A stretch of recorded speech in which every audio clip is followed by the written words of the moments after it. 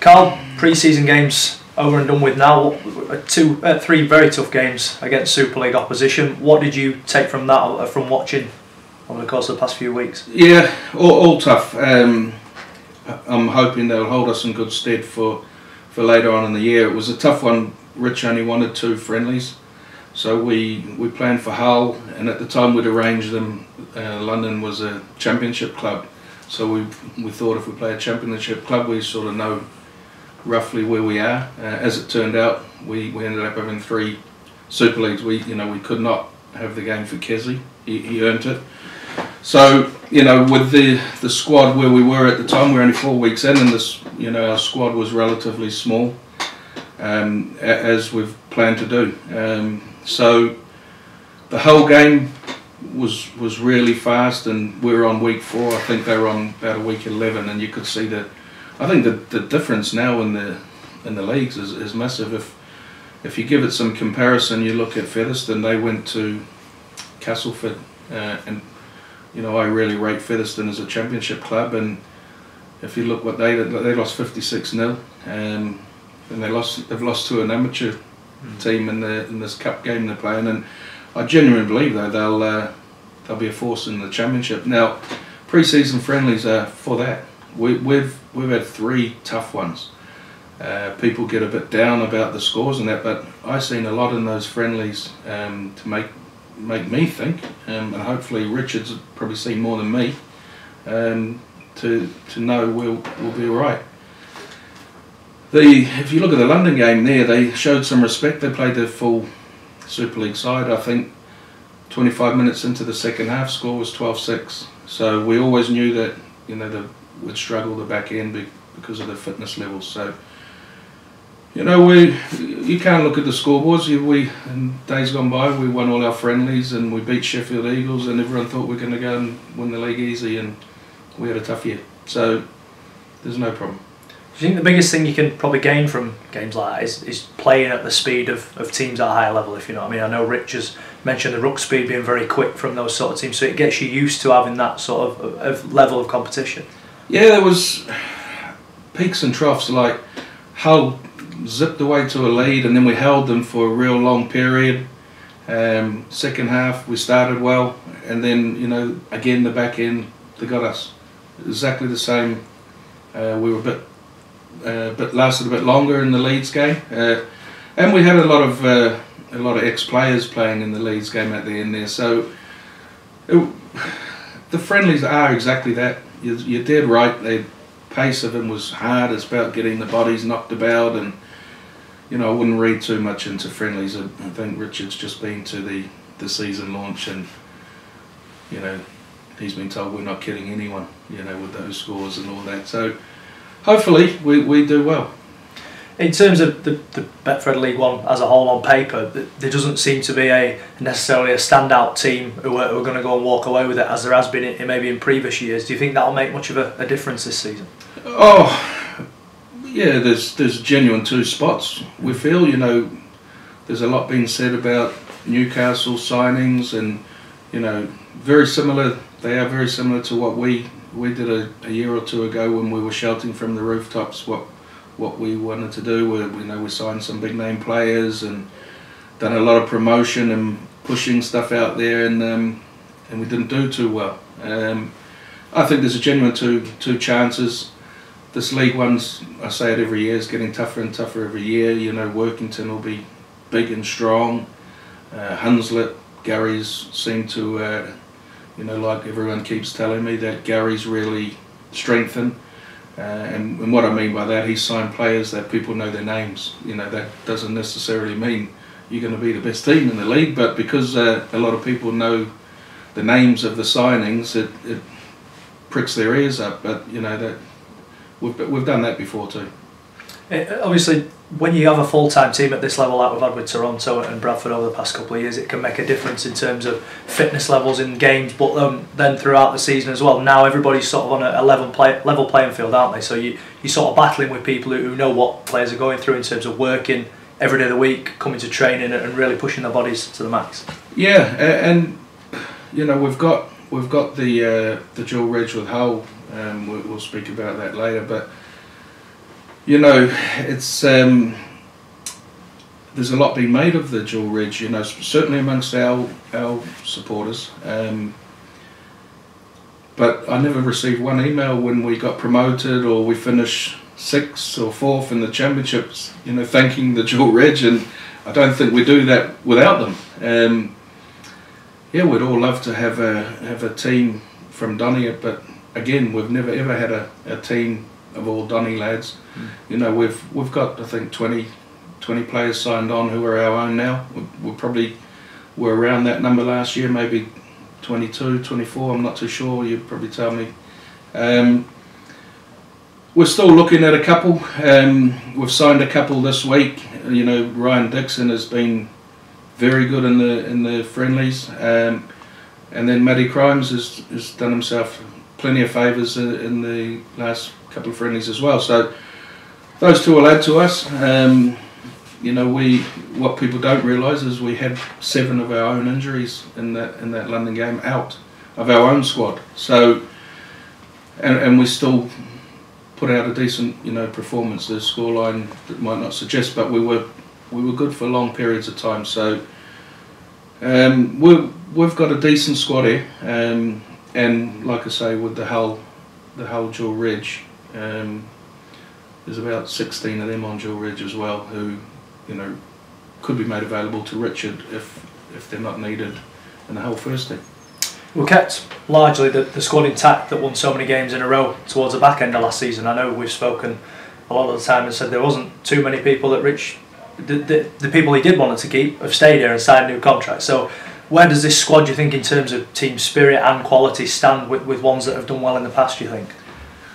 Oh, we'll find out. We will find out, but you know, I think what Richard learned about the League One, he was learning about it last year, and you know, I put it out there that when we had a bit of a slump, it wasn't down to not getting players from Hull. Richard openly said, you know, he gave all our boys an opportunity to play, because he didn't know a hell of a lot about our players. He didn't know a hell of a lot about the league. Well, you know, guess what he does now? He's learned very, very quickly about the league, and I think once he sort of knew the team, what the teams are like and what our players are like, it proved that in the back end when he picked the team and we won 10 games on the spin. Now, that's a club record. We should be all, you know, over the moon about that. If we were to win 10 games on the trot to start with, we might have done all right. So it's nothing to do with dual reg. You know, for me, I'm not too bothered where the players come from.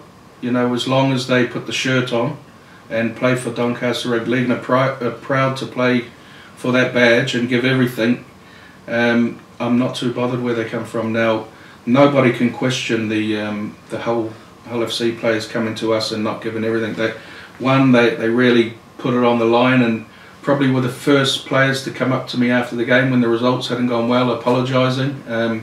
They've given everything for the club when they played. That's over the last 2 years, and they've took to the fans. The fans have loved them. So I don't know why we always tend to try and blame something. You know, if things aren't going right, we look to blame the dual reg. Well, I think it's a bit unfair. If I'm honest, if it don't go right, we need to look at ourselves and the club, and not the dual reg, because them players come here and they absolutely love coming to play for Doncaster. If they didn't, they wouldn't be here. I wouldn't have it. So for me, as long as they show some pride and passion in the club colours, then the door's open for them. As long as we've got to do everything we can to try and win.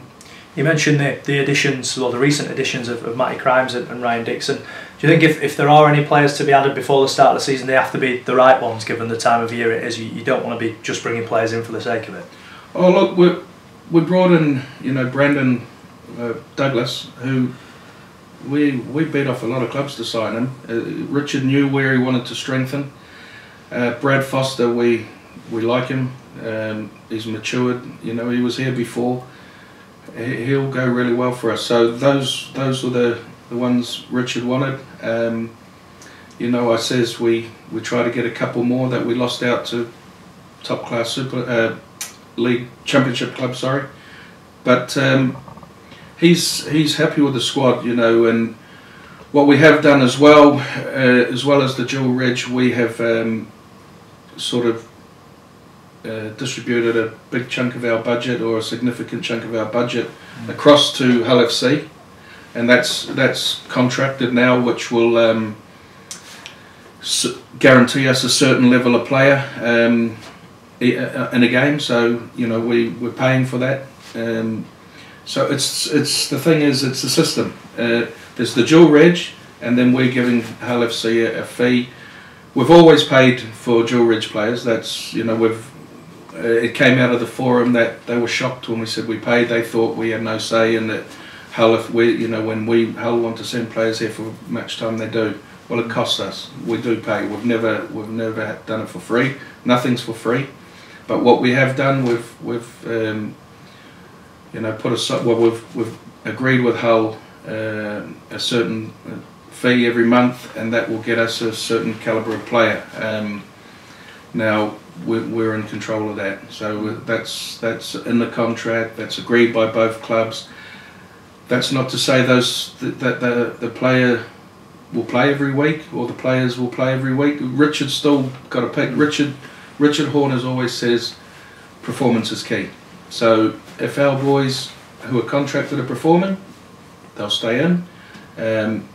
But he has got access to other players, so our squad's not as bad as everyone thinks. You know, it's a very small squad. So, how important was it that you mentioned there, getting a certain calibre of player, that you sort of safeguarding against losing a player of quality of one level from Hull, and then not necessarily replacing him with someone as good as? I think that you should probably explain about the system there, that if someone we lose out on for injury, or he goes into the Hull team, the fee that we're paying is guaranteed to get us someone of a similar, if not better, quality. Yeah, and myself and James Clark have. This is the reason it's taken so long to get to where we've got to, because we've been batting to and fro. We're both, at the end of the day, protecting our clubs. I have to do what's right for my club, and we come to an agreement. You know, Adam Pearson's been good with it as well. I met with him, and you know, we'll. So instead of picking out individuals or something, if we expect this level of player, and if they got injured playing for us or in training and they couldn't play, then we don't want to get into an argument about not paying. So what we'll get like for like.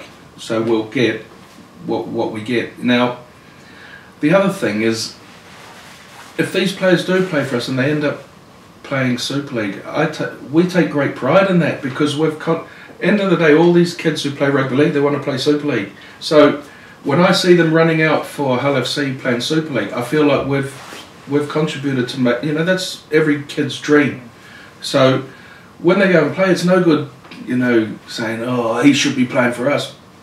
Well, everyone wants to play Super League, so we contribute. We should be proud that we contributed to them playing Super League, and these kids will never forget that. So if they have to come back to Donny, they're happy. You know, the last thing you want is an unhappy player. We've got a fantastic squad here. A great bunch of kids as well, who really get on with each other. And you know, after the game, Matty Beharrell says to me, "Oh, they're a bit broken in there. We've had some tough games." I said, "Well, guess what? You'll be more broken next week after the army camp." But they'll all be together. So, you know, they're a good set, and I just wish everyone can just get behind them, support them. You know, turn up to the launch and show the boys some love, because the boys want to win as well. But we've given them some acid tests with 3 Super League clubs, so it's we'll see. Let's see. You mentioned earlier on, just finally on, about the squad depth in terms of 20 or 22 players. Do you think people maybe don't realise just how many Hull players are available in terms of the level of quality as well? I know you've mentioned a few times just how many good players we can get if available. Yeah, Hull FC's got 38 contracted players this year, because they thought there was going to be a full-on reserve grade, and every Super League club said they're going to have a reserve grade apart from a couple, and as it's turned out, I think there's only 2 or 3. So Super League's probably reserve grades losses, maybe our gain, I don't know. And if you go and talk to many clubs in our league around there, they all want to know what players we're getting from Hull. So what players we'll get from Hull are the players that Richard Horne picks, but he's got access to them. What I will say is we've got a strong 20-man squad here ourselves. What I don't want to hear is if we get the whole players playing and we're winning, is why aren't we playing our own players? So where I sit, sometimes you feel like you can't win, but everybody who knows me knows I do everything I possibly can for this club. This club deserves to be in a higher league than we're in, and that's no disrespect to the league because we're here for a reason and it's where we are, but I don't want to be in this league. I'll openly say that, and we'll try to do everything in our power to get out of it.